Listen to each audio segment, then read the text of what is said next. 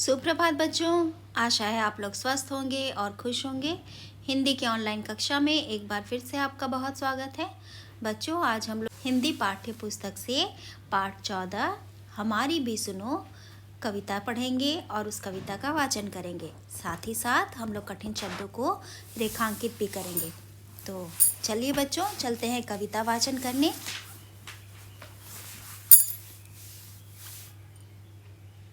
सबसे पहले यहाँ देखिए, एक उच्चारण अभ्यास दिया हुआ है।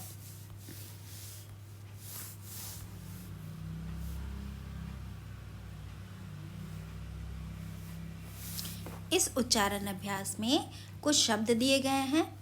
शब्द है पहेली, घुमाऊं, पश्चिम, चिट्ठी, छुट्टी और उत्तर। ये सारे शब्द कविता में प्रयोग किए गए हैं। चलिए कविता वाचन करते हैं। सुनो सुनो एक बात सुनाऊं, कैसी अजब पहेली है। जिधर जिधर मैं नजर घुमाऊं, सारी दुनिया मेरी है। दादाजी पूरब में रहते, पश्चिम में मेरे नाना जी। दोनों ही चिट्ठी में लिखते, छुट्टी में तुम घर आना जी। किस किस के घर छुट्टी काटूं, मेरी जान अकेली है। इस कविता में बहुत ही अच्छी तरह से कवि जो है अपने मन की बात को बता रहे हैं। इस कविता में कुछ कुछ शब्द हैं जिसे मैं रेखांकित कर दे रही हूँ। आप उन सभी शब्दों को अपनी कोर्स कॉपी में 3-3 बार सुंदर अक्षर में लिखिएगा। शब्द है घुमाऊं, दुनिया, सुनाऊं, पश्चिम,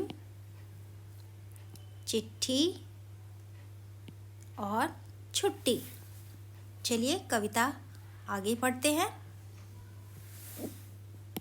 दक्षिण में बुआ जी रहती, जिज्जी रहती उत्तर में।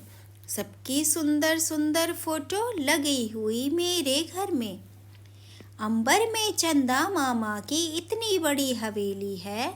जिज्जी बुआ दादा नाना सबसे मुझको प्यार है। उत्तर दक्षिण पूरब पश्चिम सब मेरा संसार है। प्यारी प्यारी मेरी कविता मेरी संग सहेली है। बच्चों, इस कविता के कवि श्री ओम प्रकाश कश्यप जी हैं, जिन्होंने एक बच्चे के माध्यम से अपने मन की बात को, अपने मन के असमंजस को बहुत ही सुंदर शब्दों में बयान किया है। तो बच्चों, ये सभी कविता आप सभी बच्चों को याद करनी है और साथ ही साथ रेखांकित किए गए शब्दों को भी लिखना है। चलिए इस भाग में जो जो शब्द हैं उसे हम लोग लिख लेते हैं। शब्द है जिज्जी और दक्षिण। बाकी सारे शब्द बहुत ही आसान हैं, इसे आप बहुत ही आसानी से लिख सकते हैं। एक और शब्द मैं लिख कर देती हूँ, प्यारी। इस कविता वाचन में कठिन शब्द को मैंने रेखांकित कराया है। आप इन सभी कठिन शब्दों को अपनी कोर्स कॉपी में 3-3 बार सुंदर अक्षरों में लिखेंगे, साथ ही सस्वर उच्चारण भी करेंगे। मिलते हैं हम लोग नेक्स्ट वीडियो में।